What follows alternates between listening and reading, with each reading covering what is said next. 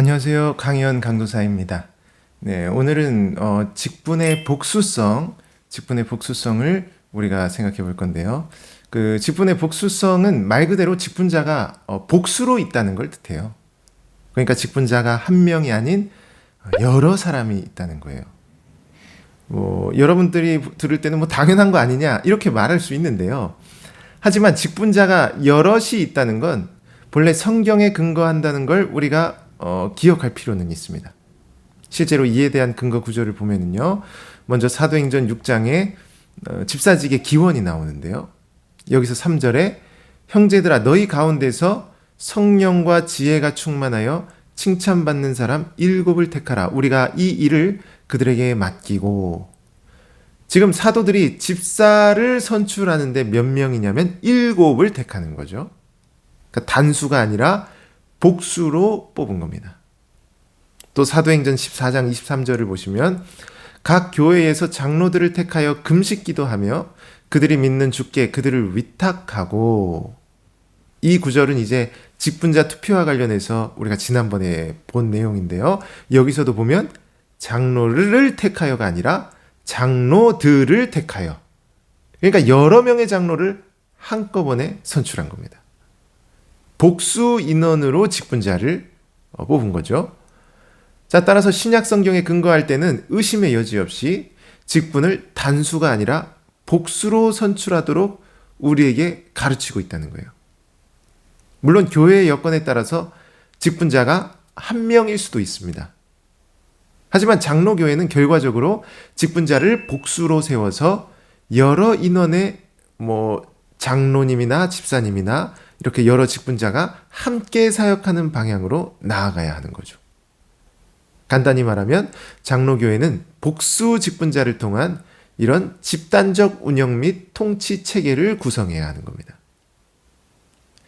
그러니까 천주교회도 물론 직분이 여러 복수로 주어지지만 하지만 교황처럼 한 명의 독단적 직분자를 세워놓고 그를 중심으로 하는 제왕적 운영 및 통치 체계는 성경적이지 못하고 장로교적이지 못한 겁니다.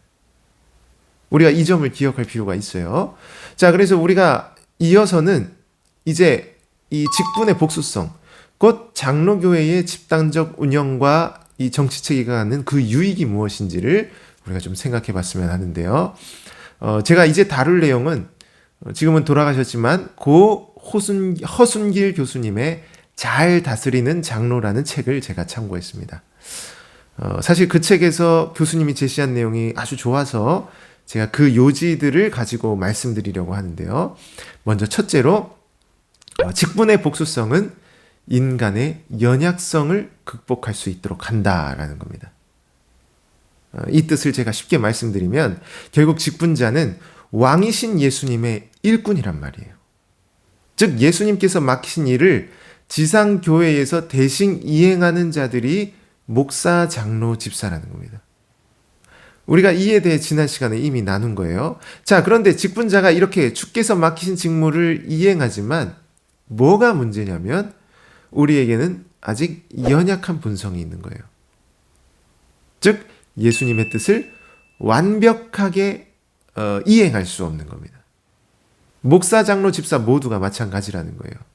사실 직분자들의 봉사가 그리스도의 봉사를 나타내야 하는데요. 그런데 이 사람이란 게 우리가 성령 안에서 중생했다고 해도 아직은 연약하여서 때로는 실수하고 또 큰 잘못을 범할 수 있는 겁니다. 그래서 장로교회가 직분을 다수로 세우는 건 우리의 연약성을 인정하고 여러 직분자가 협력해서 주님의 뜻을 더 잘 행할 수 있도록 하는 거예요. 쉽게 말해서 내가 실수하고 잘못을 해도 다른 직분자들이 그걸 보완해 줄 수 있는 겁니다. 따라서 직분의 복수성은 이렇게 여러 직분자가 상호 보완과 협력으로 주님의 뜻을 잘 실현할 수 있도록 돕는다고 볼 수가 있는 거예요. 자, 그리고 이어서 둘째로 직분의 복수성은 무거운 짐을 나눌 수 있도록 한다입니다. 이것도 상당히 중요한데요. 사실 우리 한국교회에는 목사님에 대한 이런 말이 가끔씩 회자가 돼요. 뭐냐면 목사님은 모든 것을 다 잘해야 한다. 목사님은 만능이 되어야 한다. 라는 말입니다. 여러분, 이게 물론 목사님께서 모든 걸 다 잘하시면 당연히 좋겠죠. 하지만 이 말에는 좀 잘못된 전제가 깔려 있습니다. 즉 목사님이 모든 걸 잘해야 한다라는 이 말은 목사님이 모든 걸 다 해야 한다라는 전제가 있는 거예요. 쉽게 말해 목사님이 뭐 건물 관리, 행정, 또 뭐 수리, 보수, 신방, 교육 등등 교회의 모든 걸 다 해야 한다는 거죠. 그래서 다 관리하고 다 신경을 쓰니까 만능이 돼야 한다는 말이 나오게 된 겁니다. 그러니까 이건 결국 목사님이 모든 짐을 다 져야 한다는 소리예요. 여러분, 그런데 아까도 말씀드렸지만 장로교회는 직분의 복수성, 곧 집단적인 운영 및 통치 체계를 가지고 있는 거예요. 즉 단일 직분자가 계급 피라미드의 꼭대기에 올라가서 모든 걸 다 총괄하고 책임지는 그런 체계가 아니라는 겁니다. 만약 이런 체계가 돼버리면 단일 직분자에게 과도한 책임과 역할이 부여돼서 너무 큰 부담을 질 수밖에 없는 거예요. 오늘날 한국교회에 이런 현상이 정말 많은 거죠. 그래서 여러분도 아시겠지만 오늘날 한국의 중소형 교회 목사님들이 소위 이제 탈진으로 고생하시는 경우가 많은데요. 그런데 사실 목사님의 이러한 탈진은 직분의 동등성과 복수성이 제대로 구현되지 않았기 때문에 일어난 현상으로 볼 수가 있는 겁니다. 그런데 한국교회는 직분자를 물론 많이 세우긴 하죠. 그런데 정작 교회의 여러 사역과 일들은 다 목사님이 하시는 거예요. 물론 직접 다 하시지는 않아도 모든 책임을 목사님이 다 지고 계세요. 모든 짐을 혼자 다 짊어지고 계신 겁니다. 그런데 원래 장로교회는 다른 직분자 그리고 성도들과 그 짐을 좀 나눠서 져야 하는 거예요. 사실 직분자가 여러 직분자가 본연의 직무만을 충실히 잘해도 이 짐은 자연히 나누어지게 되어 있습니다. 그런데 오늘날 교회는 그렇게 되지 못한 거예요. 즉 동등성에 근거한 복수성이 제대로 실현되고 있지 못한 겁니다. 우리가 이에 대해서는 추후 직분의 직무에서 좀 더 다루도록 할 거고요. 이어서 셋째로 직분의 복수성은 겸손하고 인내하는 직분자를 만든다입니다. 이건 사실 직분의 복수성의 단점이라고도 말할 수 있는데요. 간단히 말해서 직분의 동등성과 복수성이 잘 유지되려면 직분자들은 결국 회의를 해야 하거든요. 그러니까 장로교회의 회의가 이렇게 직분의 특성과 관련이 있는 거예요. 쉬운 이해를 위해 예를 들면 어떤 교회의 한 성도가 이제 계절이 바뀌니까 야외 예배를 하고 싶은 거예요. 그래서 목사님께 우리 다음 주에 야외 예배를 하는 건 어떨까요? 라고 건의를 한 거죠. 자, 그래서 목사님이 이 건의를 딱 받았을 때 만일 교회가 단일 통치 체계를 가졌다면 이에 관한 결정은 아주 간단하게 이루어질 수 있어요.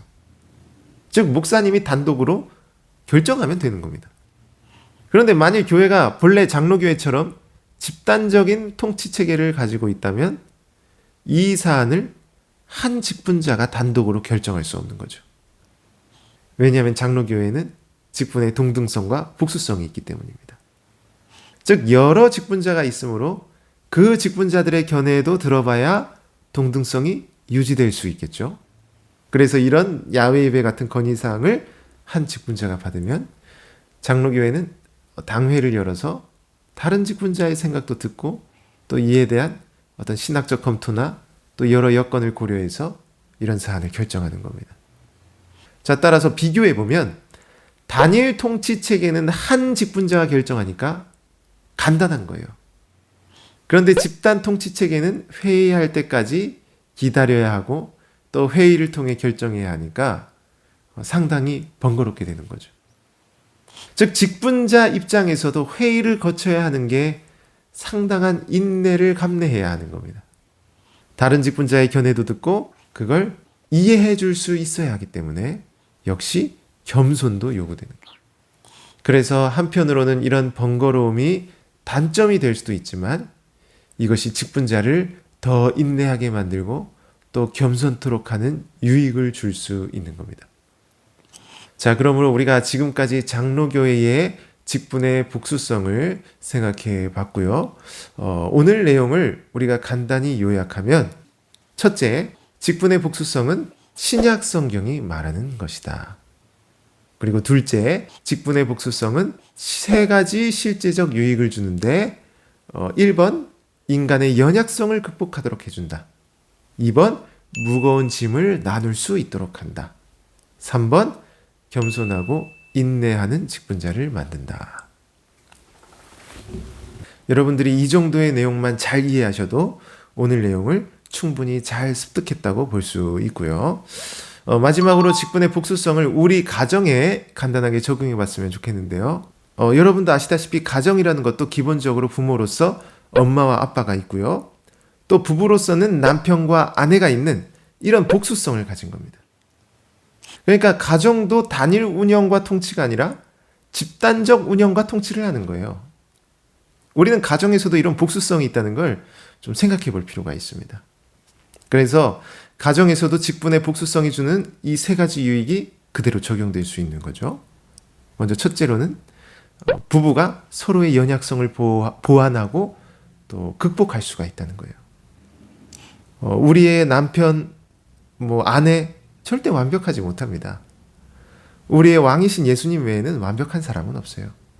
우린 이걸 인정해야 하죠. 그리고 우리가 불완전하기 때문에 남편에게는 아내를 주신 것이고 아내에게는 남편을 주셨음을 고백하고 서로 돕는 삶을 살아야 하는 겁니다. 우리가 이에 대해서는 또 다음에도 자세하게 나눌 수 있고요. 둘째로 가정을 통해 무거운 짐을 나눌 수 있다는 거예요. 교회 직분자들이 무거운 짐을 나누듯 부부도 서로 마음의 짐이나 여러 육체적인 짐을 서로에게 내려놓고 의지할 수 있어야 하는 겁니다. 때로는 자녀들도 힘든 일이 없는지 물어보고 그들의 짐도 서로 나눌 수 있어야 하는 거예요. 그리고 셋째로는 가정을 통해 겸손하고 인내하는 사람으로 다듬어져 간다는 겁니다. 여러분, 오늘날 젊은이들이 결혼으로 가정을 이루는 걸 상당히 꺼려하죠. 왜냐하면 말 그대로 힘들고 고달프기 때문이에요. 여러 어려움이 많기 때문이죠.